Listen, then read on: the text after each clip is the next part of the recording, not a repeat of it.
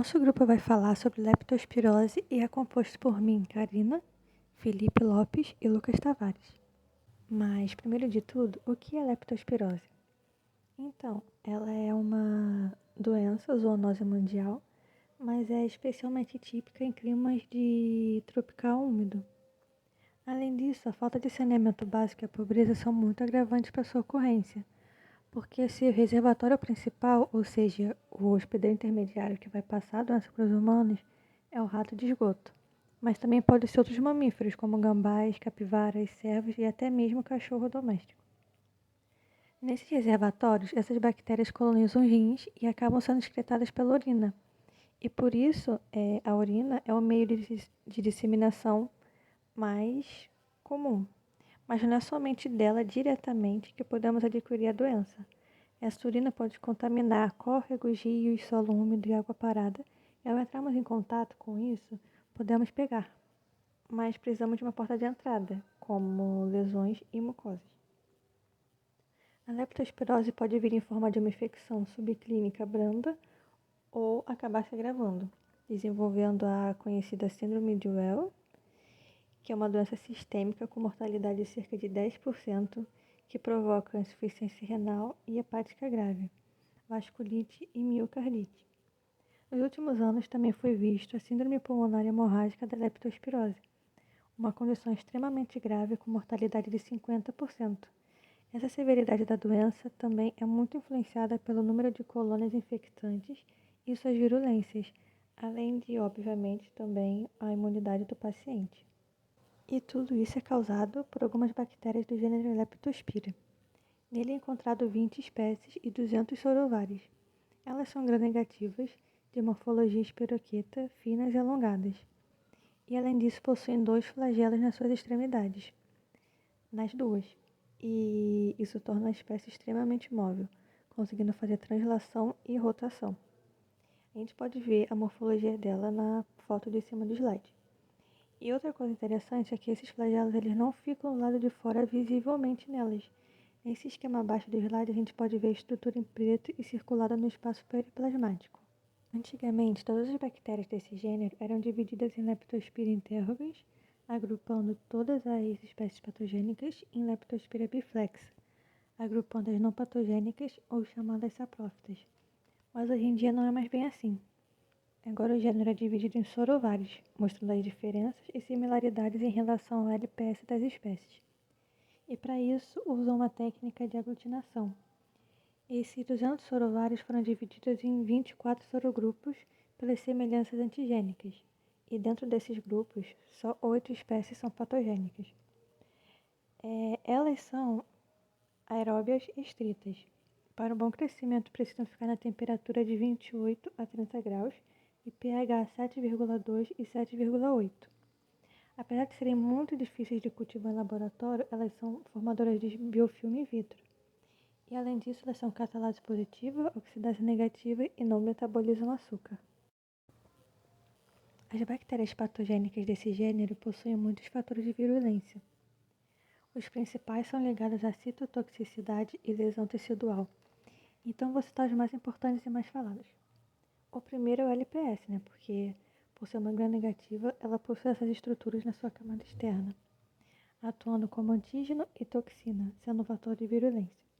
Temos também o LEM, Leptospira Elendostatin-like protein, que são proteínas que conseguem evadir do sistema imunológico por se ligarem ao fator H do sistema complemento. Algumas proteínas de membrana externa, chamadas de OMP, como é o caso da LOA22, e algumas glicoproteínas, são responsáveis pela ativação do sistema imune. A LIPL32 é uma lipoproteína de leptospira. Ela também fica na membrana externa e ativa os macrófagos, por possuírem receptores TOL do tipo 2. Ainda tem também os peptidoglicanos, que ficam no periplasma. Ele estimula a liberação de alguns fatores de necrose tumoral, além de estimular a fagocitose por leucócitos e a mitogênese de leucócitos também. Ou seja, ela estimula a sua proliferação. E a localização dessas estruturas que eu citei e que são importantes para a virulência estão marcadas nessa imagem embaixo do slide. A patogênese da leptospirose se inicia com a entrada da bactéria no corpo através de lesões ou mucosas, principalmente a mucosa conjuntiva e a nasofaringe. Depois acontece uma disseminação muito rápida para todos os tecidos pelas vias sanguíneas e pelas vias linfáticas. E isso é muito facilitado pela bactéria ser muito móvel por causa dos seus dois flagelos.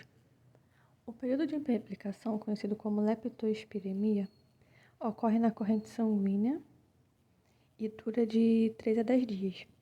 Depois disso, a doença entra em uma fase de incubação. Esse período de incubação ele pode variar de acordo com aqueles fatores que eu comentei antes, que seria a concentração do patógeno, a virulência da cepa, a imunidade do paciente. Alguns fatores de virulência estimulam o sistema imune, como é o caso dos LPS, o LOA22 e o LIP-L32. E com o surgimento de anticorpos específicos, elas acabam migrando para os órgãos-alvos da doença, no caso os rins e fígado, começando a etapa de dano endotelial e o aparecimento de sintomas das doenças. Bom, agora nós iremos abordar um pouco dos sintomas da leptospirose e, categoricamente, os hospedeiros que são infectados, podem apresentar diversos quadros clínicos, sendo eles considerados leves, moderados e graves. A leptospirose ela não é capaz de só atingir humanos e sim influenciar nas diversas espécies. Dentre algumas dessas espécies, eu coloquei aqui o boi, que no caso seria os bovinos, que um dos principais sintomas é o aborto e a infertilidade. E isso acaba dando um impacto negativo na taxa econômica do país, principalmente nos países que são pecuaristas. Com relação aos cães, a leptospirose ela pode apresentar quadros clínicos diversos, como a perda de peso e insuficiência renal aguda. Agora, falando mais especificamente dos humanos e entrando em mais detalhes posteriormente, os humanos eles podem apresentar sinais e sintomas clínicos distintos entre os indivíduos que são infectados. A doença em humanos ela pode ser assintomática, ou seja, esse humano não apresenta os quadros clínicos da patogenia, porém é portador do agente da bactéria da leptospirose. Além disso, a doença pode apresentar também quadros leves, moderados e graves, que dá diversos graus de severidade à doença. Um dos principais sintomas que caracteriza a leptospirose é a síndrome febril não específica. Essa febre geralmente é difícil de ser distinguida de outras doenças como dengue, malária, toxoplasmose ou hepatite viral. Com relação clínica, os sintomas da leptospirose ela pode ser diferenciada em duas categorias. Uma delas é a forma nictérica e ictérica. A forma nictérica, geralmente, ele é responsável pela maioria dos casos de leptospirose, e essa forma pode ser iniciada de forma leve ou grave. A forma leve do paciente ele apresenta sintomas tais como febre, cefaleia, náusea, dores musculares e vômitos. Na forma grave, a forma anictérica pode ser dividida em duas fases, a fase septicêmica e fase imune. A fase septicêmica, ela pode ocorrer também a febre súbita, calafrios, cefaleias, dor ocular, fotofobia, diarreia, alucinações e hepatomegalia, sendo rara a ocorrência de hemorragia digestiva, esplenomegalia e pancreatite. Essas fases geralmente elas duram entre uma semana, de 4 a 7 dias, onde o paciente ele pode desenvolver sintomas mais severos. Os pacientes que apresentam uma fase septicêmica extremamente grave, ele desenvolve a forma ictérica, causando alterações hepáticas renais, cardíacas, pulmonares, neurológicas e fenômenos hemorrágicos. Esses sintomas podem desencadear a síndrome ou doença de Erie, caracterizada como a forma clássica da leptospirose grave. A outra fase denominada de imune, ela se inicia após a segunda semana da doença, e o nome indica, principalmente com relação à formação dos anticorpos denominados IgM. Esses anticorpos IgM eles são responsáveis pela formação de imunocomplexo circulante no corpo do indivíduo afetado. E esses imunocomplexos eles podem desencadear diversas alterações neurológicas. Em casos raros, o paciente pode desenvolver encefalite, paralisias focais, síndromes de Guillain-Barré, paralisia de nervos cranianos, distúrbios neurológicos e alterações cardíacas, oculares, renais e cutâneas.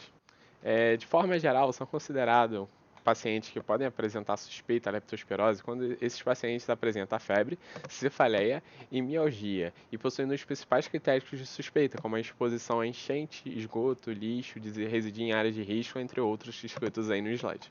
Além disso, a leptospirose está relacionada à síndrome da hemorragia pulmonar, denominada pela sigla SPHS. Bom, falando agora do diagnóstico laboratorial, a confirmação por exames laboratoriais ela se faz dependente como qualquer outra patogenia e os principais métodos laboratoriais indiretos que a gente vai ver agora, ele acaba dependendo do quadro clínico que se encontra o paciente e a partir daí ele pode se obter diversas amostras. Como alguma dessas amostras, a gente tem o sangue total, o soro, a urina e os fragmentos teciduais e os líquidos cefalorraquidianos. Entre os exames laboratoriais indiretos, a gente encontra os hemogramas, o coagulograma, as transaminases, a bilirrubina, a ureia, creatinina, raio-x do tórax, eletrocardiograma e visualização de sedimentos e elementos anormais na urina. Esses exames eles são praticamente muito desnecessários, eles são considerados exames laboratoriais indiretos, visto que a gente não identifica a bactéria em si, e sim os sintomas que a leptospirose acaba ocasionando, mas eles são necessários até porque a leptospirose ela pode apresentar alterações hematológicas e bioquímicas. Esses pacientes, então, geralmente eles apresentam os seguintes quadros. Por exemplo, anemia normocítica ou anemia normocrômica. A gente também tem a leucocitose com neutrófila. Com relação às bilirrubinas, a gente pode encontrar uma elevação das bilirrubinas totais, assim como níveis elevados de creatinina e ureia, baixos níveis de potássio, transaminase pouco elevada, elevado nível de aspartato e aminotransferase. A gente também encontra acidose metabólica, hematúria e leucocitúria. Agora, falando mais dos métodos mais adequados para o diagnóstico em si da leptospirose, a gente pode acabar diferenciando os dois métodos em dois grupos, um relacionado com as fases mais cedo da doença e outro relacionado com a fase mais tardia. Na fase leptospirêmica, que seria a fase tardia, os melhores métodos para o diagnóstico são através da visualização dos espiroquetos pelo microscópio. Esse microscópio ele não pode ser qualquer um, ele tem que ser geralmente um microscópio de campo escuro ou contraste de fase, porque essas bactérias elas dificilmente são coradas pelas técnicas de Gram. Então, essa observação também ela acaba não indicando a diferença entre as espécies patogênicas e as saprofíticas, que não são causadoras da leptospirose, mas fazem parte do gênero da leptospirose. E, enfim, ela, como dito, ela não determina esses sorovares, sendo primordialmente necessário, principalmente para os estudos epidemiológicos, a realização de testes moleculares ou de sorotipos. A partir daí, então, que a gente acaba fazendo os testes sorológicos, principalmente mais utilizados para o diagnóstico da leptospirose, e esse teste ele acaba apresentando muita dificuldade em comparação aos demais métodos. Esse teste sorológico, que seria o teste de aglutinação microscópica, é um método de difícil interpretação e ele pode ocorrer reações cruzadas entre os diferentes tipos de sorovares da bactéria. Por causa disso, então, esse teste ele acaba sendo restrito a laboratórios de referência, até porque a sua interpretação exige um profissional mais experiente e um local que apresenta boas qualidades de diagnóstico em relação à leptospirose. Atualmente também pode ser realizada técnicas moleculares que auxiliam numa rápida identificação. No caso, a gente tem o PCR, e isso acaba nos indicando o sorovar, principalmente porque o genoma da leptospira ele é formado por dois cromossomos circulares de tamanhos diferentes. E as espécies patogênicas, elas possuem 656 genes que não estão presentes nas espécies saprofíticas, que não causam doença, no caso. Então, o PCR ele acaba dando esse tipo de informação e ele acaba sendo utilizado, apesar de que ainda é necessário você realizar um teste sorológico para determinar o sorovar dessa bactéria. Além disso, a gente pode encontrar a técnica da Enzyme-like Immunoabsorbent Assay, que seria a técnica de ELISA com auxílio do espectrofotômetro, é claro, e a placa de 96 postos, onde a absorvância é capaz de nos dizer quais são os sorovários específicos da leptospirose, onde esses imunossensais eles vão reagir, alterando essa coloração do meio e nos indicando quais são os sorovários da leptospirose. Agora falando especificamente dos métodos de isolamento e identificação, o isolamento de leptospira ocorre a partir de meios de culturas especializados. Entre esses meios a gente pode encontrar os melhores, citado pela literatura que cerca a leptospirose, que são os meios EMJH e o Fletcher. Nesses meios, o material mais adequado para inoculação é o sangue humano. A inoculação do sangue humano ela deve ocorrer entre o primeiro até o 10º dia. Aqui a gente tem uma imagem que demonstra um protocolo específico para o isolamento e identificação dessas bactérias. Nesse meio dessa imagem foi utilizado o meio MJH, que seria um dos melhores meios para cultivo de leptospira. E nesse meio a gente pode ver que a morfologia colonial ela varia de colônias brancas para colônias transparentes. Com relação ao isolamento e identificação para o diagnóstico, ele não é muito utilizado, porque para que você faça uma cultura, geralmente demora 40 dias, e não é o essencial para uma pessoa que, no caso, depende de um diagnóstico, e é muito tempo, e essa pessoa ela não tem essa disponibilização de tempo. Quanto mais rápido você diagnosticar o agente que está ocasionando isso, mais rápido vai ser o tratamento. Quanto mais rápido o tratamento, as melhores chances desse paciente sair vivo. Entretanto, esse isolamento ele é essencial para utilizar em dados epidemiológicos, porque fazendo esse isolamento e identificando o tipo de sorovar, ele permite melhores dados para a investigação das origens de leptospira em determinada região. Além disso, o isolamento ele é essencial, ele acaba também sendo crucial para permitir os estudos que cercam essa espiroqueta. Porque para que você faça medidas como a criação de vacinas, você tem que saber cultivar a leptospira em determinado meio, e sim também como identificar e realizar posteriormente testes sorológicos. Anualmente é diagnosticado cerca de 1.700.000 casos da doença pelo mundo. Entre os casos isolados e feitos diagnóstico com detecção de sorovários e sorogrupo, podemos ver entre os mais comuns na espécie Leptospira interrogans o sorovar copenhagene, responsável pela forma mais grave, e o sorovar lai. E também é bastante vista a espécie Leptospira santarosai. Essa doença pode ser classificada como ocupacional, ou seja, algumas ocupações elas são mais propensas a se infectarem pelas questões de como ocorre a sua atuação, que é o caso de lixeiros, militares, agricultores e veterinários. E como eu cheguei a comentar no início, ela é mais frequente em locais de clima tropical úmido, como as Américas do Sul e Central, Caribe, Índia e Sudeste Asiático. Além disso, locais de meio rural e sem saneamento básico e com alto índice de pobreza aumentam gravemente as ocorrências. A leptospirose também pode ocorrer esporadicamente em locais de clima temperado, em períodos de grande chuva e ao praticarem esportes em rios e lagos, como natação e caiaque. Mas também o lazer pode ser incluído, apesar de ser menos frequente. Em relação ao tratamento, os principais fármacos são administrados durante diversas fases que a doença se encontra. Geralmente relacionado com a fase precoce da doença, que dura geralmente de 5 a 7 dias, são tratados com amoxicilina e a doxiciclina, que são dois antibióticos geralmente mais utilizados nesse meio. Já na fase tardia da doença, é utilizado outros tipos de medicamentos, em sua grande maioria intravenosos, pelo quadro que o paciente se encontra. E geralmente desses medicamentos a gente tem o mais utilizado, que seria a psinilogia cristalina ou ampicilina. Também existem outras drogas inclusas no tratamento que a gente pode encontrar, que estão citadas aí no slide. E também a gente pode encontrar uma certa resistência pelos agentes que causam a leptospirose em humanos, como no caso da Linterrogas, que ele pode apresentar certa resistência de determinados tipos de fármacos. Para o tratamento do paciente em estado grave, geralmente é utilizado outras condutas, como condutas terapêuticas de suporte.